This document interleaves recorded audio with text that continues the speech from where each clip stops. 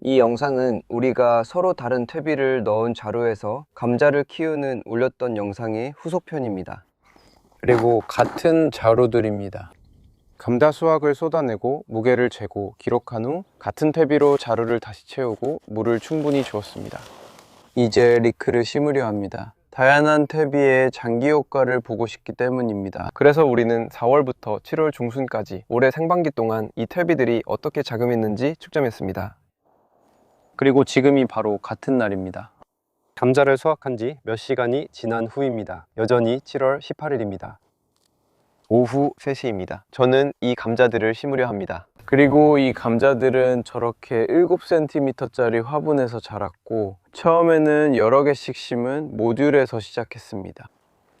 우리는 씨앗을 3개, 때로는 4개, 3개나 4개를 넣고 2~3개, 가끔은 4개의 식물을 얻는 것을 목표로 했습니다. 그리고 그것들은 정말 잘 자랍니다. 미크는 뭉쳐서 키워도 잘 자랍니다. 그래서 저는 한 자루에 2무더기, 평균 4~5개의 리크를 넣고 있습니다. 그리고 그냥 이렇게 넣을 거예요.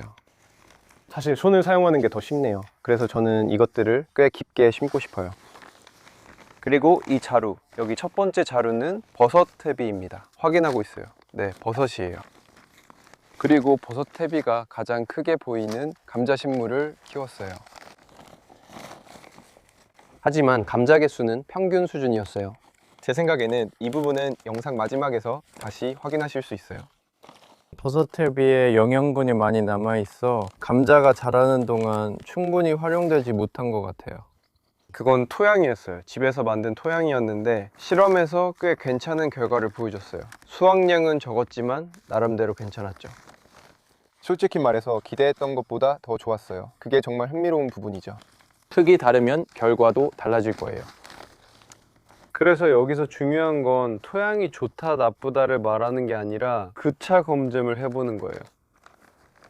아니요, 이거요. 네, 이건 집에서 만든 퇴비예요. 이건 제 퇴비입니다. 4mm로 채 쳤고 지금은 대략 1년 정도 됐어요. 이건 정말 좋은 퇴비예요. 보기 좋은 퇴비예요. 이 퇴비로 키운 감자도 수확 때 진한 초록잎을 가졌어요. 그래서 제 생각엔 감자 수확량 면에서는 그 결과가 뚜렷하게 나타나지 않았어요.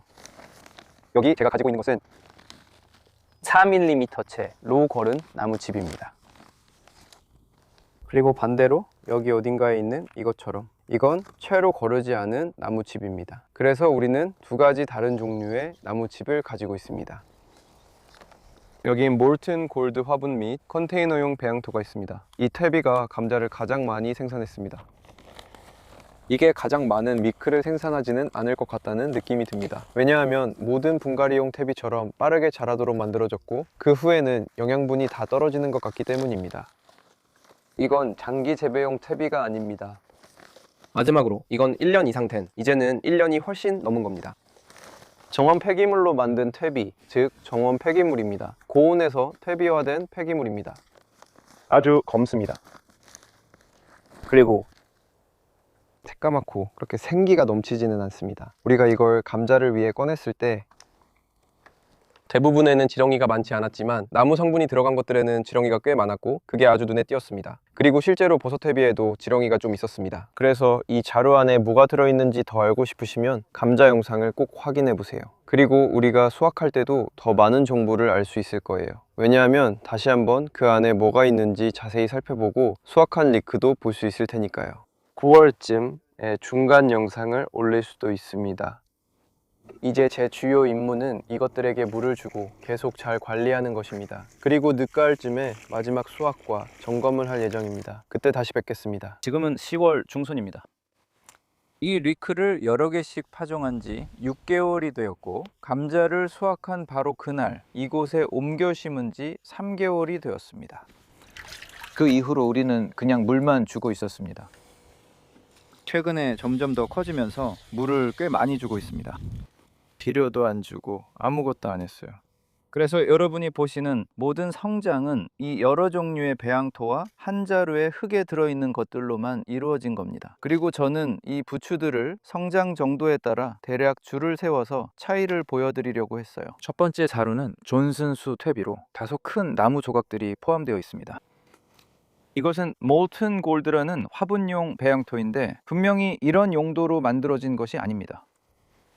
장기적으로 키우려는 게 아니라 이건 그린 웨이스트 퇴비로 18개월이 지났거나 이곳에 온 지 18개월 된 것입니다.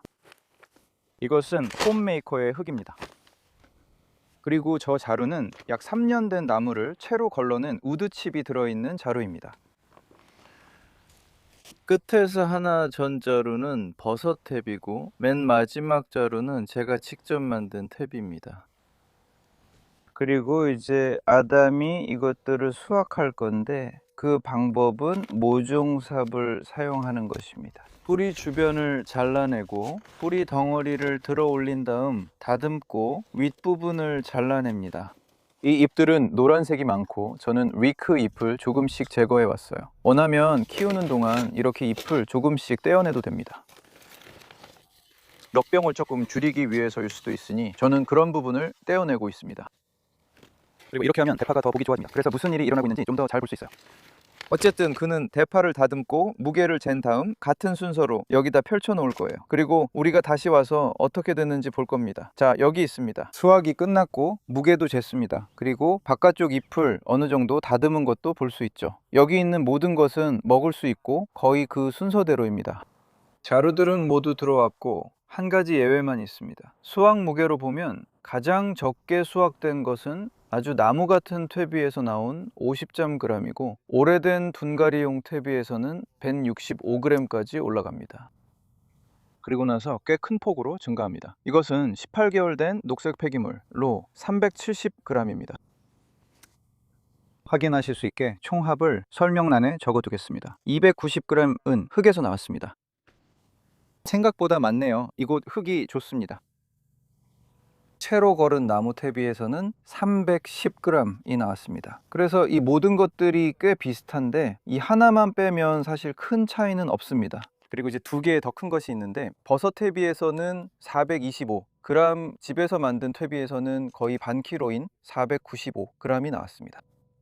그리고 아마도 저게 보시다시피 가장 좋은 리크일 겁니다. 그렇게 길지는 않아요. 챔피언급 리크는 아닙니다. 여기 먹을 것이 많고 키우기도 쉬웠어요. 물만 줬고. 이 자루들은 이미 감자를 키워서 그렇게 비옥하지 않았습니다. 만약 리크 수확량을 늘리고 싶었다면 예를 들어 닭똥이나 추가 퇴비를 위에 좀 더 얹어줄 수도 있었을 거예요. 사실 평소 같았으면 저도 그렇게 했을 거예요. 자루가 가득 차지 않았고 더 채울 수도 있었으니까요. 그렇게 했으면 더 잘 자랐을 거예요. 그랬다면 위크의 흰 줄기 부분이 더 길어졌을 거예요. 이제 이 퇴비를 어떻게 할까요?